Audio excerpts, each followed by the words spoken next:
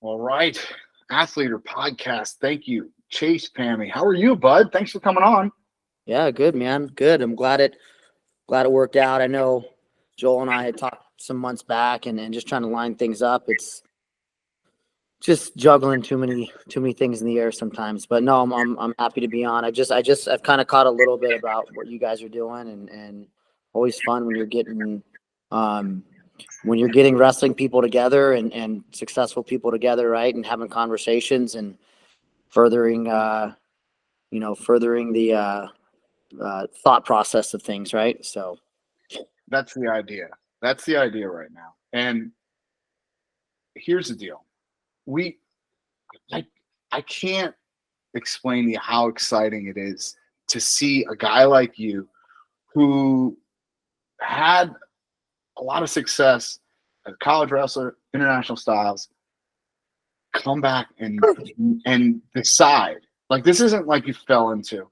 You decided to have a club and you decided to have it in Vegas. Like talk to me about what talk to me about the transition from competitive career and to now club coaching. yeah, and stop me if you want. I'm gonna kind of take it a little bit farther back from there, right? Vegas, my hometown, born and raised here. So I have that connection. I have all my family here, and growing up here, it was very spotty in terms of what you got in terms of training, right? I had club coaches. I had club, but not necessarily club. It was kind of, we had our high school kids and two of our club coaches that were hired basically just for us was Gray Maynard and you guys know fought in the UFC, multiple time All-American, and then Eugene Harris, he wrestled at Oregon. He was an All-American as well. So those guys were really like the catalyst for me when I was a freshman, sophomore. I was good, and then they came in, and my junior year they came in, and it really helped catapult me and help me jump the levels that I needed to get to really get to get where I wanted to go, and so that inspired me, right? That always inspired me, and looking at Vegas as a place that one, it never had something, and so to come back and give back to the community in that way. And then also coming back and it was a good business opportunity too. I looked on both sides, and again, there wasn't anything here. I felt like I had a pretty good model to go into a new area and create new, because it's not like you come to Vegas, right? And you have a huge population of elite wrestlers like you might, California, Pennsylvania, Ohio. We had to really go out and create a whole new market. And we've been really blessed to be able to do that. And so, um, and so to answer your question, leaving Pennsylvania, all those years of competing, I always knew I wanted to come back to Vegas. Starting in 2012, my inspiration was, or 2011, I was in Belarus. Josh Torella was one of my roommates, and we were just discussing wrestling and how we grew up and all this kind of stuff. And he was talking about overtime and Sean Bourmet. And I think that was right around the time that Bourmet left, and him and Donnie Pritzloff went to Michigan.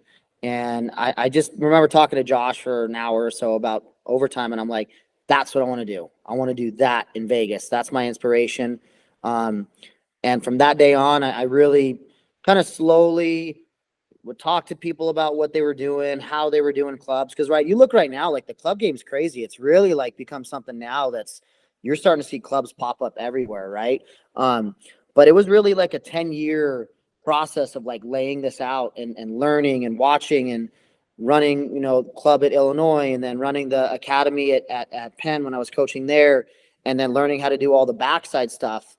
And um, and then when I was in Illinois, I spent a lot of time up at Izzy Style. So spent a lot of time with Izzy and learned how he did things, and kind of picked a little bit from every person and kind of took it. And then I looked at gymnastics models and how they do things. And I looked at jujitsu models, and I really just tried to mold something together. So when I came back here, there was a plan. I had about a 2-year business plan that I've been working on, how to go about it. And Roger Reyna at Penn really mentored me, knowing that I was going to leave, which meant a lot to me, knowing that, hey, I'm here for 2 more years and then I'm planning on leaving. And he sat down with me and really helped just put everything pen to paper, gave me homework to do, and set me up. So when I came back here, it wasn't starting from ground zero.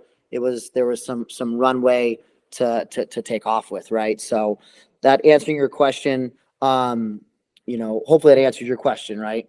So It did. But okay, you had the good fortune and the good fortune and opportunity to go and study some of the best club coaches, probably. I mean, if we're talking about, for-profit type clubs, probably in the world.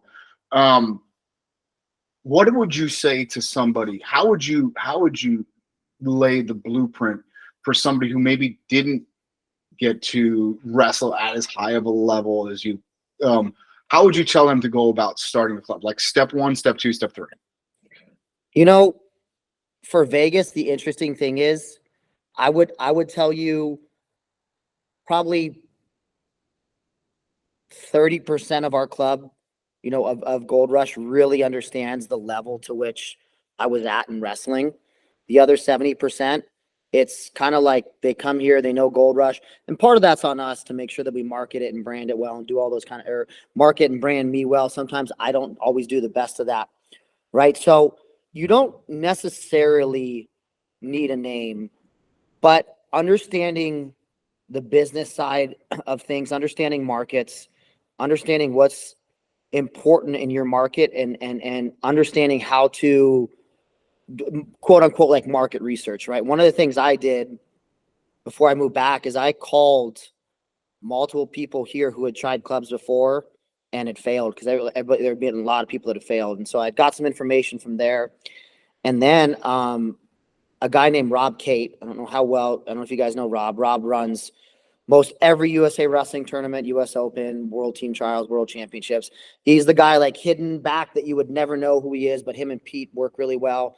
And I remember I called Rob. I said, "Hey, Rob, I'm going to do this thing. I'm going to move back."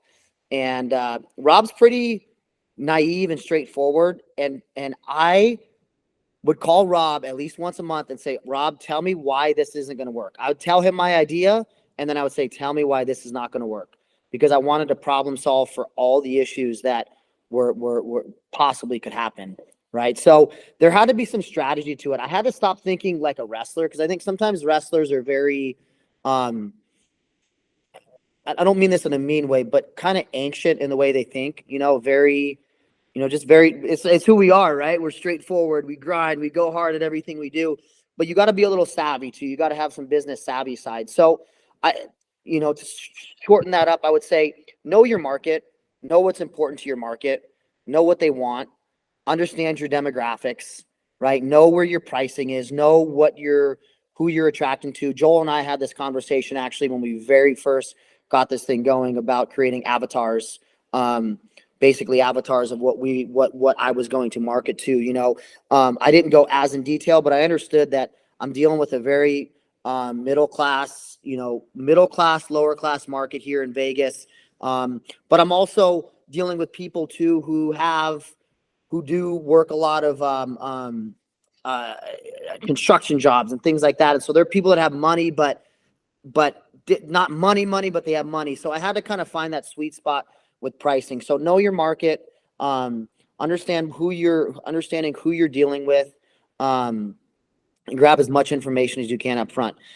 And then lastly, I would say, if you don't have a name, if you're somebody that's maybe you're just a good high school wrestler, or maybe you were a college wrestler and you went through college, but those kind of things, I would say it's hard, but being humble and knowing your place within the business, right? Knowing your place as, hey, I'm the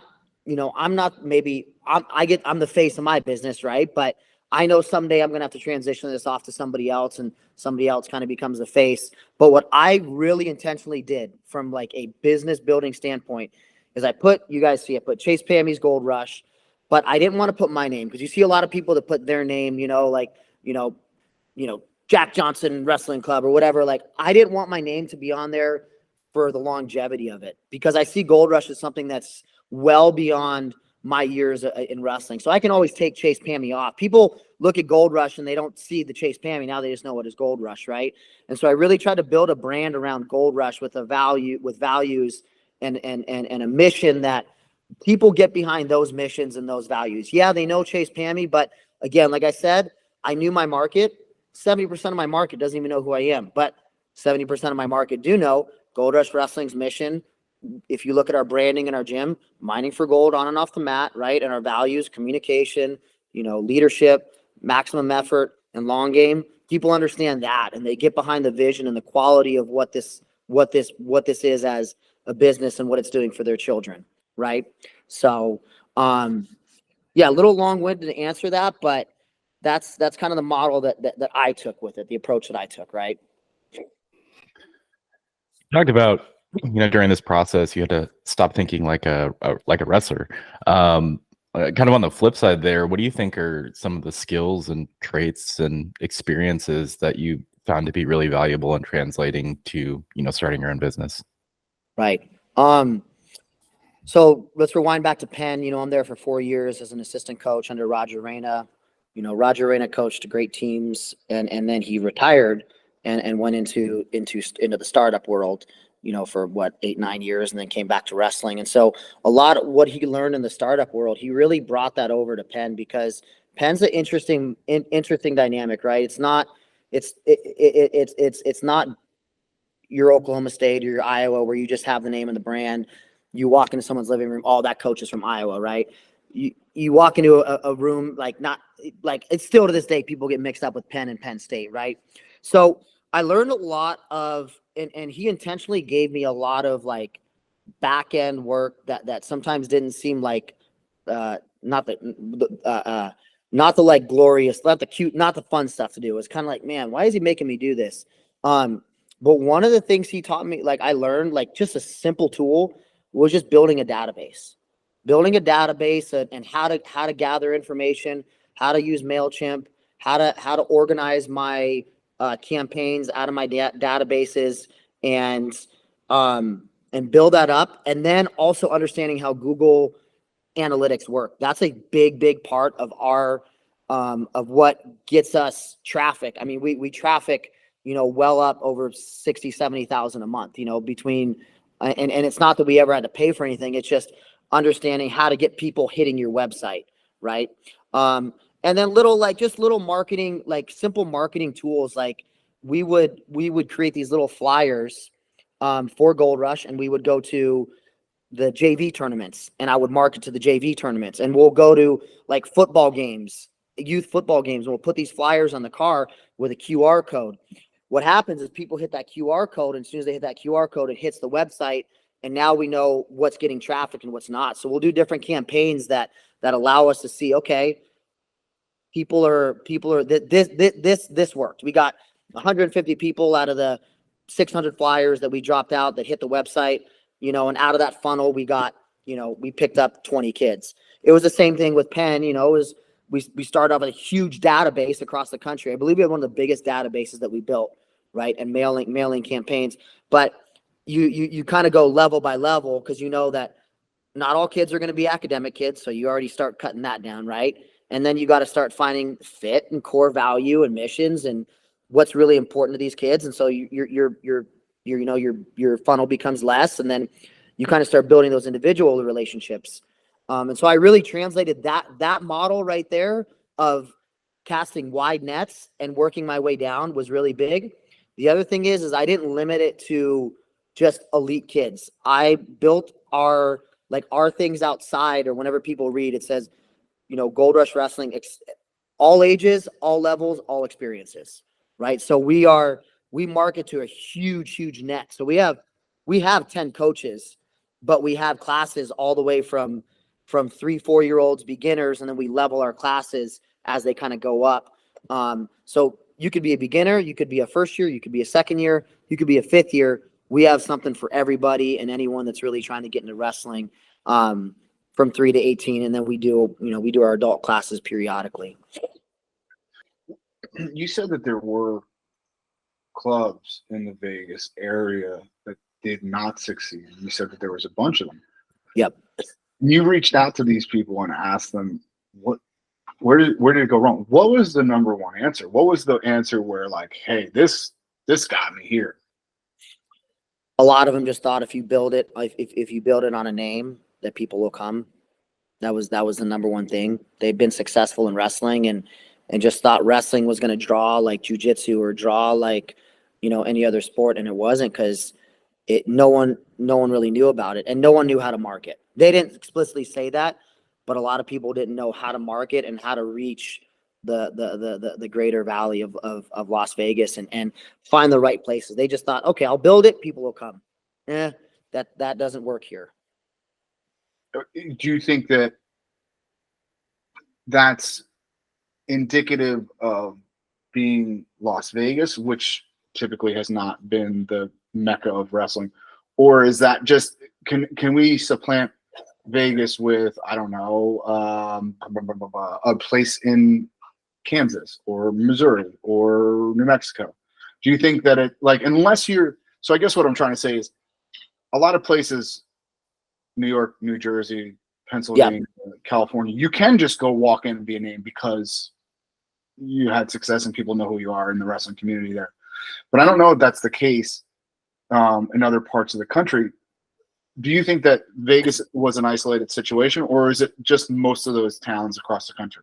I think it applies to a lot of places across the country. Like, I personally believe, I'm very confident that I could take my model, what I talked to you about, and then there's some other pieces. I'm very confident I could take my model to most any place where there isn't wrestling, and it would succeed and it would draw numbers. Because it's not built on just the name, right? It's built on, you're taking really more of a business approach. So yeah, I think, Mike, we go, if you or I go to Pennsylvania and said, hey, we're starting a club, you're gonna get people, right? Because the way wrestling travels there. Here, wrestling and social media and names don't travel. And I think that's like a lot of places, Kansas, the places in Nebraska, places in Idaho. I just did a camp up in North Dakota last week, and the lady that marketed it did a great job. I mean, she had 70 kids, and it's a town of 700 people, so she got all these people from surrounding towns and whatnot, and we kind of talked about a strategy of how to go about and do it, but she just hustled and made it happen.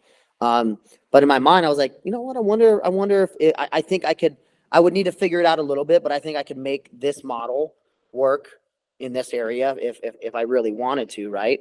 So I don't think it is isolated. No.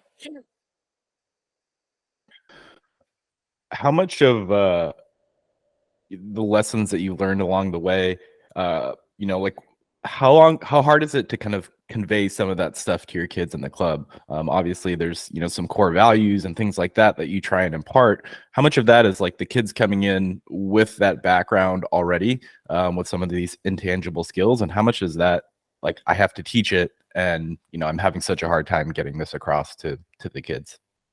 Yeah, it's culture, right? What do most college coaches say when they come in, or most coaches? It's typically a 4 to 6 year process of either redoing culture, like tearing it apart and rebuilding it, right? Or just building culture from the ground up. I value culture number one above everything else. Culture trumps everything, right? And I believe that good culture reproduces itself, right? And so on the front end here, there's things I've been and my staff, I've asked them to be very intentional about in building culture and building kids who learn how to replicate your culture with the lessons they're learning. For example, right now we have a Fargo group of about 20, we have 21 kids going from Gold Rush, and I get to spend a lot more individual time with them because our club practices are still going on, and they still have their normal club practices when they have individual time. But we had a meeting a couple weeks back, and I said, here's the deal. We're putting 90% of the responsibility on the kids for this Fargo stuff. And we're taking that responsibility out of the hands of the parents. Meaning, if an athlete's not going to show up to practice for whatever reason, they're responsible to communicate, right? We are doing a recovery, this Saturday, and we're going to a hot tub, cold tub that a place that we found. And we're not only doing hot tub, cold tub, but I'm having them teach the kids about recovery and what recovery does and how that plays a part, right? Clinicians that I bring in, I try to bring clinicians that sometimes you bring in the star clinicians, but sometimes you bring in clinicians that bring value, bring stories, bring inspiration to the club, right? So I try to get them imparted these different concepts and ideas of what they're doing. We did a volunteer project back in November, and we packed boxes for families and turkeys and all that kind of stuff. And then those kids were, those 7 kids had to write an essay, and really trying to make these little things, these kind of little details stick along the way. Mike, I know, we've worked with Mindset Wrestling quite a bit, and we kind of stole the idea from Valiant Prep and Mindset Wrestling, but there's a creed, and we kind of wrote this creed. And one of the first 2 lines in our creed go, I'm thankful and grateful for the opportunity to wrestle, and I'm excited to give maximum effort on the mat. And that's like every one of our kids have that built into the fabric of their thought process. When they step out on the mat, hey, I'm thankful to get out here and wrestle, and I'm grateful for all the people that have made this happen. And I'm excited to give my very best effort regardless of what happens. And the kids, they get that. They start to talk about it, and it starts to build, right? It's like a snowball effect. It's hard because up front, you got to be really, really intentional and really aware of what you allow to come into their ears. And then when there's fires, finding those fires and figuring out how to extinguish them properly for the future. Patience. Oh, patience that it takes. Okay. It takes patience to build a great culture. Yep. Seems like you're on year number 4 now. Is that correct? Yeah, we're getting done with year 3-ish here. So we're finishing up year 3, going into year 4. Yep. Okay. So let's say, are you seeing the fruits of your labor in every aspect that you thought you would, whether that be culture, whether that be financial, whether that be another thing that I kind of thought about was, what's the next goal in terms of like, hey, we were marketing to the JV tournaments, but now we have built a name. This is something that is very successful on a lot of different fronts and in a lot of measurable ways. Yep. What's the next goal? Is it Fargo, X amount of Fargo All-Americans? Is it world teams? So I guess what I'm asking is, how do you grade yourself 4 years in a lot of those measurable departments? Yeah, and we are very blessed. We are very blessed. We do have the best kids in Nevada. We have the All-Americans. We have a couple kids that are right there who've had national rank wins and Fargo placers. We had 5 All-Americans last year in Fargo. We had 3 kids in the semis of Greco. We had 2 All-Americans in freestyle. And so, those are all things that, and when I came in, I guess I came in with low-hanging fruit expectations because I wasn't sure what to expect, right? Vegas kind of runs this big fish in a small pond kind of thing where kids get very comfortable here because they get successful, and then they go to national tournaments and they don't have success, and then they get all down on themselves because they have this easy road in Las Vegas, right? And so we've had to be very diligent to put them in uncomfortable situations, tough tournaments, travel, training type situations, right? But as far as grading where we're at, I have a business mentor and super encouraging when he talks to me. And from the business side, he tells me where you're at right now, you're really like a year 5 business in terms of your the customer pace that you're pushing through and everything that we have. Most of our leveled classes are what's called our minors and discover classes are 3 through 13-year-old classes that are all built with beginners, first and second years, and but those are all waitlisted at 20 plus kids right now. We just opened up a few more, so he's encouraged me in that way. You're at about a year 5 in terms of the business side. On the culture side, I do think we're right on track. Right, year 3 is it's a trim the fat year. We had to make a lot of tough calls in year 3. I think there were people that we had to let go, or families that we were we got to be pretty straightforward with like, hey, this is not our culture.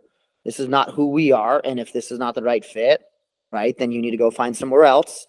Again, it's not like, hey, we're the greatest, we're the best. Yeah, we are, but I don't try to push that a lot. I try to push culture and fit, right? And so we've had to tell some people, hey, this is not the right culture for you. You need to go find somewhere else. And best of luck. Maybe we circle back up on this someday. So I think from a culture side, I like where we're at. Year 4, what we're really at now is kind of is heading into a plug the holes kind of year. I think there's identifying different holes in the ship, so to speak, different holes in the business that we want to tighten up, right? And that's what year 4 is cleaning up the business side, whether it be as simple as rewriting some of our waivers, some of our how we reimburse somebody on the business side, tightening up our communications, really just clarifying how you move from class to class, even better for the parents when they come in, putting a little more into some of our marketing and our social media now. So I believe we're really on track on some of those things. On the wrestling side of where I want us to be, it's about where I thought we would be, right? I think we have a couple hitters going to Fargo. I think we have the potential to have 7 All-Americans. We just had our first 15U Greco champ at US Open and all outstanding wrestler. We had another 15U freestyle champ. We had multiple guys in 17U that were in the round of 12 that are really pushing it. So I would grade, like a man, hard on myself, but I would say, like, honestly, I feel like we're like a B-, B+ with things still to fix. And I'm the kind of person that I got to be careful because I can find so many things to fix and then end up in mile wide, inch deep territory instead of, okay, let's manage this one piece. My assistants, okay, I'm gonna have you manage this piece, right? My administrators, okay, you're gonna manage kind of these pieces. So B-, B+, excuse me, B+. That's where I would put it. You talked about a few kids in your club, that you had to, part ways with. Can you talk to us a little bit about what that process looks like of identifying somebody who's may not be a fit with the culture? Like, is it something where it's like, hey, you got to go right away? Or is it something where, like, you give them opportunities to work and they continue to fail to meet expectations? Yeah, that's really the way we do. I mean, unless it's an extreme situation. I mean, we had one really extreme situation where it was kind of like, okay, you got to go. You can't, your kid can't say that. That's like way out of bounds. And we've had issues with you before, right? And some of it is not always the kid. Sometimes it's the parent, right? And we'll have those conversations about who we are, right? Long game is something that we're going to talk about. Our 6 and 7-year-olds, hey, we don't need them competing 100 times a year, right? We need them competing, a couple times a year. Preferably, my preference, they don't compete at all, right? And we've done pretty good in the past year of not having too many 6 and 7-year-olds, really making it fun, creating in-house classes and in-house scrimmages that kind of keep us a little more in control so we can train the parents on how to be parents to athletes too. So we really try to take a very active part in that as well.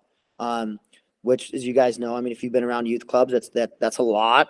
But there's the balance of teaching them and then getting to a point where, okay, we've had this conversation multiple times now, and you understand, you were a part of the parent meeting, you've seen all of our values, you've heard me talk about it, and you're still continuing to, create this issue or this and that.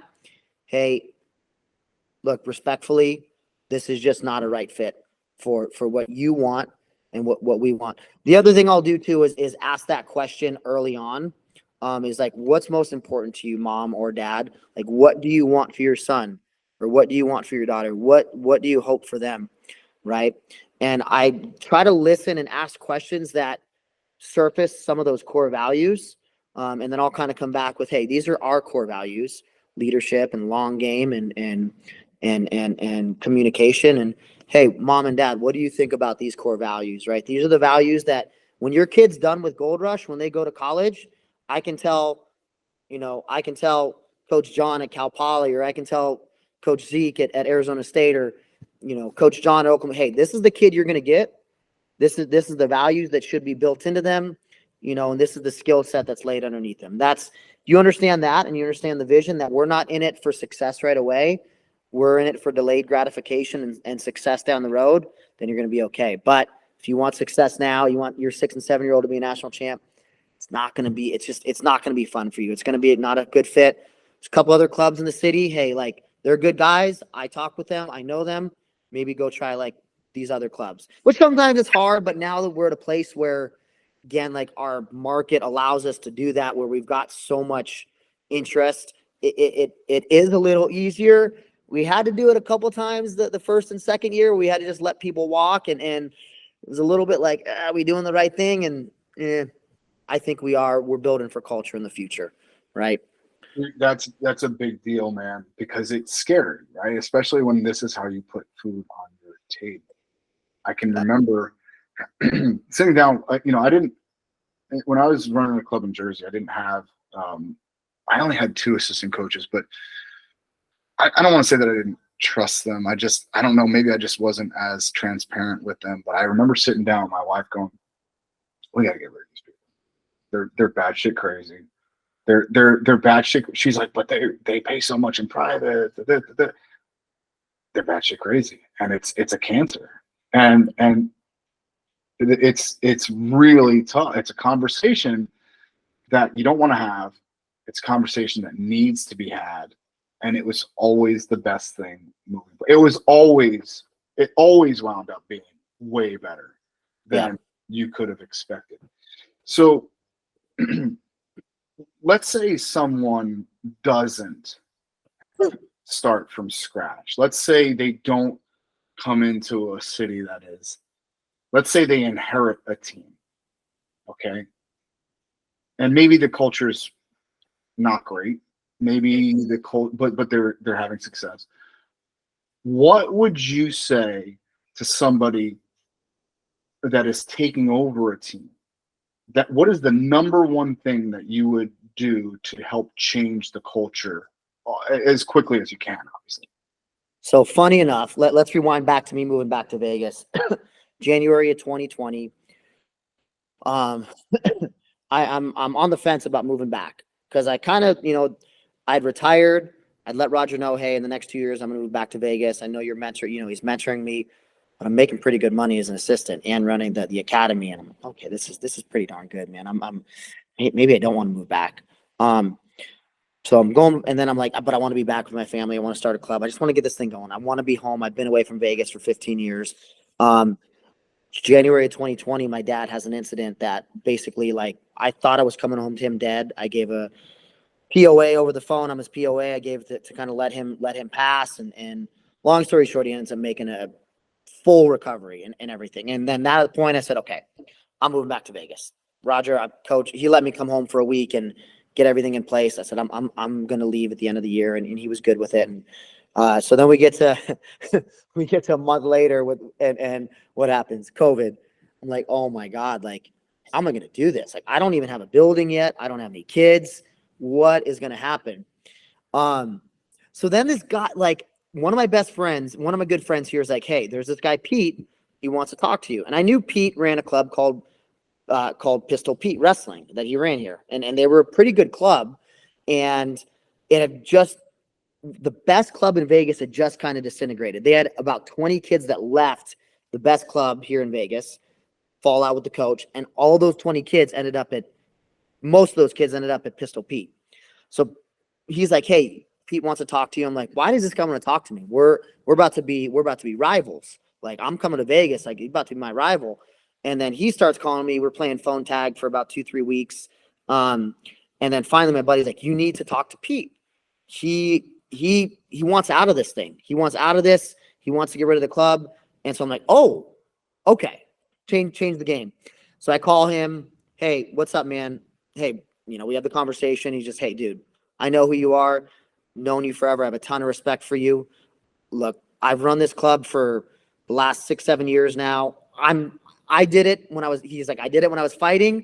I started it, and I don't want to do this. This is not what I want to do. I make $100,000 a year. I'm a firefighter. I want to travel and be with my wife. I'm out of it. I'm like, you want me to pay you? What do you want me to do? He's like, no, just take it and make it better than it was than I made it. Okay. Like, well, what are we dealing with here? So I get the list of kids. It's about 60 kids. I get here to Vegas. I kind of slowly started, when he told me that, we slowly figured out how to make the transition and let everybody know. But when then I got to Vegas, we couldn't do any practices right away because of COVID. So it was like June. I moved to Vegas basically 3 years ago at this time, right around this time, to this day, June 1st, 3 years ago, I moved back to Vegas is when I landed in Vegas. So I get there and do academy practices. I meet everybody at a party they have at the end of June that you're not really supposed to have. They have like 80 people at this banquet. I'm like, dude, like this probably not even legal, but it is what it is, So to answer your question, I've done it. And what I did is when I came in, I didn't come in with like some people come with a strong presence. I came in like watching everybody. I really the one thing, the feedback I get from people now is like, the one thing about you when you first came, you're kind of mysterious. You're kind of hard to read. People didn't really know what to make of you because everyone knew who you were, but you were also very reserved. And so I took the approach of I just came in, I had to run small practices. I can only run groups of 4 for the first basically 2 months. So literally I was running like groups of 4 with 80 kids and killing myself 5 days a week. And they were only getting 2 practices a week. So we kind of done that. And then about a month and a half after I was here, I got all the parents. Okay, we're going to have a meeting. We'll do it over Zoom and I'll lay out what we're going to do. So I built a whole deck presentation. And in that deck presentation, I put who I was, my background. Then I had our mission, our core values, our vision of where we're trying to go, how we're going to get there. I talked about what else was in our deck presentation. We had expectations for parents, athlete expectations, all these kind of things. And I laid out this 50-minute deck presentation that I did with them, ran it through, and asked them to take a moment and reflect on it. So I did that. And then I called all 75 parents over a 3-week span and asked the same set of 8 questions to them. Said the same thing. Hey, mom and dad, have this conversation. We went over the deck presentation. I want to ask you, what's most important to you? All right. So I'd ask them a question. I'd say, what's your goal in your future and your vision for your kid? Good. What do you think about the mission? Talk about it. What do you think about the values? We talk about it. We get to the end. And then I would say, hey, this is who I am. This is what's important to me. This is what I value. This is what I want to achieve. You've seen that in our deck presentation. Do you feel that this is a good fit for you? And I'm going to ask you not to answer that question. I'm going to ask you to reflect on that. I'm going to ask you to think about that before you jump into this so that hey, you have the choice to jump in. If you jump in, this is what you're getting into. If not, again, there's multiple clubs that started in 2020. There was me and 3 other clubs that started in Vegas. There's multiple other clubs. If you want to go look at another club, good. But this is who we are. This is our vision. This is what we're doing. If you trust it, jump in. If not, okay, we'll see you down the road. So that was really my process. And it was exhausting to do all that, to call every parent. But at the end of the day, I know they appreciated it. I didn't retain all those kids. I had quite a bit that left. Not quite a bit, but I had probably about 10 or 12 that went a different way. And, we retained, I think we had 68 kids when we started, or 70 kids, and then kind of grew from there. Once you finally got started, what was your kind of areas of focus of, starting to build that culture with the kids and the parents? I knew I needed to develop because those were kids that all had wrestling experience, right? About half of them were ones from the previous club. About 30 of them either stopped wrestling, went to another club, just moved or whatever. And we did a marketing launch. So we picked up another 30 or 40. So we had about, we'll call it half and half, So, but all had wrestling experience. I really honed in on the fact that I needed to figure out a way to create a whole new market of kids, because I knew we had 4 clubs in the city. The thing about Vegas that's kind of interesting is you don't get a lot of kids that jump from club to club. Like, most kids stay in their club. That's my experience in 3 years. We'll see in 10 years, right? But most everyone stays, and it's hard to uproot kids from youth kids from other clubs. People surprisingly stay pretty loyal here for whatever reason, you know? But I had to really develop a developmental program, and that's where our concept of Discover Wrestling came out of. I talked to a guy in Texas who worked on the PRTC, the Penn Board, our Pennsylvania Regional Training Center, and he was mentoring me on how to do some of the business side. And he said, "Hey, why don't you do like a once a week class where you just offer like a trial, call it Discover Wrestling or something like that?" And I'll tell you what, like, from that little idea, I built off that, and Discover Wrestling became this program now that is our bread and butter of what we're doing. That is where we're able to run as a business is through our Discover Wrestling program. And then we developed our minors program. And those are like, when I say we have 10 coaches, not every coach is a Division I coach. We only have one other coach that's even wrestled Division I. We have 2 other coaches that wrestled Division I. And then other guys that we've just trained up. We did an adult class, and I knew I needed coaches, so I did an adult class. And out of my adult class, I found 3 new coaches, people that had wrestled, people that had gone through the class for a couple months, and plugged them back into coaching. Hey, do you want to coach now? Because I look at jiu-jitsu gyms. Who coaches the jiu-jitsu gyms? The people who run the gym, and then who coaches the kids? People who are in the jiu-jitsu classes, right? So I just stole that same model.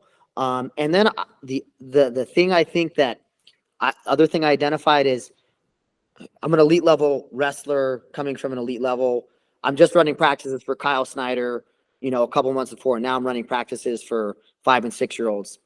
So I went out and I found the 2 best youth coaches in the state of Nevada, and I hired those youth coaches, and I brought them in, and I said, do whatever you've been doing, just keep doing, and we'll work together. And as long as you guys are coachable and you can learn from me and vice versa, I want to learn from you, because you've coached youth for 10 years. You're way ahead in the game than me. It's going to take me a while to catch up and learn how to coach youth kids. So I'm going to learn from you how to coach youth kids. You guys are going to learn from me the technical side and what I really want in a curriculum and a foundation. And so there became this mutual respect between my 2 youth coaches. No one would ever know who they are, but I promised I would put these 2 guys up against any other club coaches in the country, because just how they work towards their craft, how well they are with the kids, their patience, their understanding. And I've learned so much how to be a better youth coach to our young kids because of those guys. So those were the 2 areas I really identified as important out the gates. In hiring a youth coach, what were you looking for? Like, what was the thing that stood out? Because we know it's not about the 100 matches or pushing the 100 matches, and it's not about the success at an 8-year-old level. What were the characteristics that you were looking for when you were looking for youth coaches? So I went back to the vision and the mission. I talked about that. That was really the first off the conversations I had. But I looked for people that love the sport. They truly care about the kids, right? They understand that there's not money in this the way that there is in other things. My second assistant, he gets paid, he makes pretty good money for being a club coach, and there's still more room for him to be able to grow, and I made ways for that. But I wanted to find people who truly they love working with youth kids, right? They enjoy that piece of it.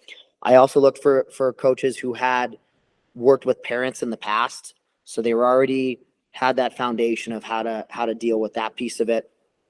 I looked for coaches that had traveled. So both these guys had traveled extensively with youth kids in the past. So if I can't go, I've got 3 other coaches who can travel at the drop of a dime. They can travel. They've done it. They're experienced. All the parents trust them. It's not where I have to feel like I have to do every single thing. So I looked for people that had that strong foundation of working with kids. But from a character side, are they coachable as a coach? Are they willing to learn? Do they understand their role that, you know, hey, you're going to be in charge of building the youth program. And as you're here more and more, you can develop into the other programs, and really just a love for the sport and a love for helping kids grow. I'll remember my one assistant that I had to get from Reno. He moved his whole family down here, and I'm like, dude, we're gonna make this happen, right? Like, he moves his family, his wife, and 3 kids, and I'll never forget what he said to me was I want to coach for you because I've hit my ceiling doing what I'm doing. I want to learn. I want to grow in other ways, and wherever you tell me you need me to be, you need me to clean the gym every day and run one practice, that's what I'll do. But I truly believe I'm gonna learn from you. And for me, that was like sold. If you're coachable, great, because that's such a huge value in what we're doing, right? You got anything else, Joel? No, this has been gold, man. Yes, So to quite speak. literally. Wow, nailed it. Look at that. Marketing, branding, and marketing. Well done, Joel. Chase, how can people, whether it be people coming through Vegas or people that live around the area, how can they get a hold of you if they need to, and come check out the club? Yeah, easiest way, one, is just either through Instagram, direct message, myself or my assistant will answer. And then if not that, our website, just goldrushwrestling.com, hit the contact form.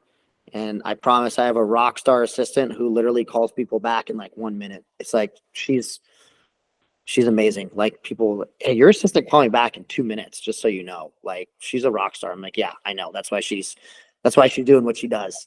So It's awesome, man. Thank you, Chase. Thank you so much for coming on, man. Thank you for carving out some time. We really appreciate it.